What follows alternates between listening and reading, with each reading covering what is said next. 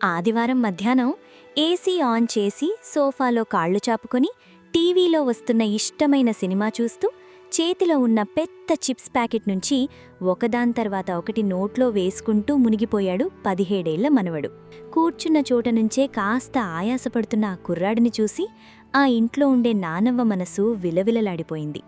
నెమ్మదిగా నడుచుకుంటూ వచ్చి వాడి పక్కనే సోఫాలో కూర్చుని ప్రేమగా వాడి తల నిమురుతూ, ఒరే కన్నా, ఇచ్చూడు, వయసు 17 కూడా నిండలేదు, అప్పుడే 75 కేజీల బరువు పెరిగావు. నువ్వు నడుస్తూ ఆయాసపడుతుంటే ఈ ముసలిదానికి ప్రాణం విలవిలలాడిపోతోందిరా. రుచిగా ఉందని నోటికి నచ్చినవన్నీ కడుపులోకి తోసేయడమేనా? అసలు మనం బ్రతకడానికి తింటున్నామా లేక తినడానికే బ్రతుకుతున్నామా? నువ్వు తిండికి బానిసవయ్యావురా కన్నా. ఆ బానిసత్వం నీ శరీరాన్నే కాదు, నీ ఆలోచనలను కూడా బద్ధకంగా మార్చేస్తోంది. నీకు చిన్న కథ చెప్తాను విను. ఒక ఊరిలో నీలాగే రాము అనే ఒక మంచి తెలివైన కుర్రాడుండేవాడు. కానీ వాడికి ఒకే ఒక బలహీనత, తిండి. ఎప్పుడు చూసినా ఏదో ఒకటి నములుతూనే ఉండేవాడు. ఇంట్లో వండినవే కాకుండా బయట దొరికే జంక్ ఫుడ్, నూనె పదార్థాలు, స్వీట్లు విపరీతంగా తినేవాడు. దాంతో చిన్న వయసులోనే బాగా లావైపోయాడు. ఒకరోజు ఆ ఊరికి ఒక పెద్ద సాధువు వచ్చారు. ఊరివాళ్లంతా ఆయన దగ్గరికి వెళ్లి తమ సమస్యలను చెప్పుకుంటున్నారు. రాము కూడా వెళ్ళి, స్వామీ, నేను చదువులో ఫస్ట్ రావాలనుకుంటున్నాను, ఆటల్లో గెలవాలనుకుంటున్నాను, కాని ఎందుకో నాకెప్పుడూ బద్ధకంగా నీరసంగా ఉంటోంది, నాకేదైనా మార్గం చెప్పండి అని అడిగాడు.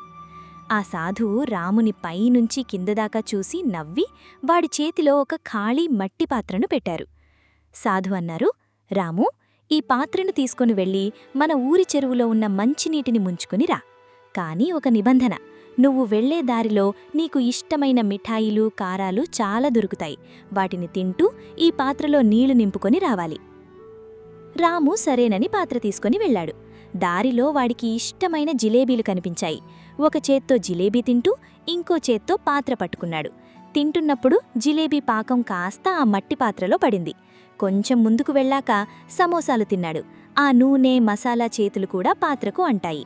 చివరకు చెరువు దగ్గరికి వెళ్ళి ఆ పాత్రతో నీళ్లు ముంచాడు. ఆ నీళ్లెలా ఉంటాయో ఊహించుకో. జిలేబీ పాకం, సమోసా నూనె, మసాలాలు కలిసి ఆ చెరువు నీరంతా మురికిగా, వాసనగా మారిపోయింది. రాము ఆ పాత్రను సాధువు దగ్గరికి తెచ్చాడు. సాధువు ఆ నీటిని చూసి, రాము, ఈ నీటిని నువ్వు తాగగలవా అని అడిగారు. రాము ముఖం తిప్పుకొని, చి, తాగలేను స్వామీ, చాలా అసహ్యంగా ఉంది అన్నాడు. అప్పుడు సాధువు చెప్పారు, చూడు రాము, భగవంతుడు నీకిచ్చిన ఈ శరీరం కూడా ఆ మట్టి పాత్రలాంటిదే. ఇందులో ఉండాల్సిన ప్రాణశక్తి ఆ స్వచ్ఛమైన నీరులాంటిది.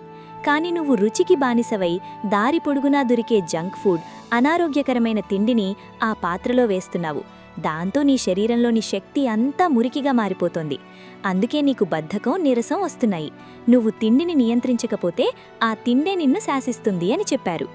కథ పూర్తయ్యాక ఆ రోజుతో రాముకి బుద్ధొచ్చిందిరా కన్నా.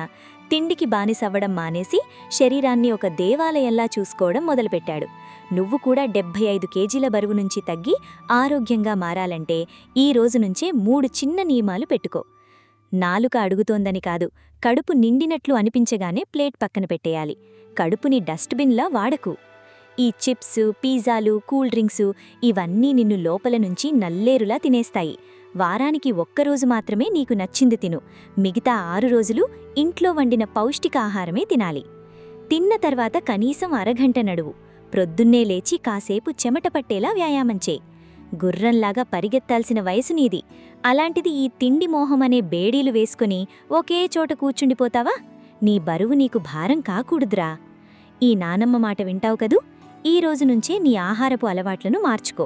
వచ్చే 5-6 నెలల్లో నువ్వు ఫిట్గా, యాక్టివ్గా మారి నాకు చూపించాలి. నాకర్థమైంది నానమ్మ, ఇకపై చూడు నేను ఎలా మారతానో అని తన ఆహారపు అలవాట్లను మార్చుకున్నాడు మనవడు. నీతి: రుచికి దాసోహమై తిండికి బానిసలైతే మన శరీరం మనకు శత్రువుగా మారుతుంది. ఆహారాన్ని ఆకలి తీర్చుకోవడానికి, ఆరోగ్యంగా ఉండడానికే వాడాలి కానీ ఆనందం కోసం, కాలక్షేపం కోసం వాడకూడదు. క్రమశిక్షణ గల ఆహారపు అలవాట్లే ఆరోగ్యకరమైన, విజయవంతమైన జీవితానికి పునాది.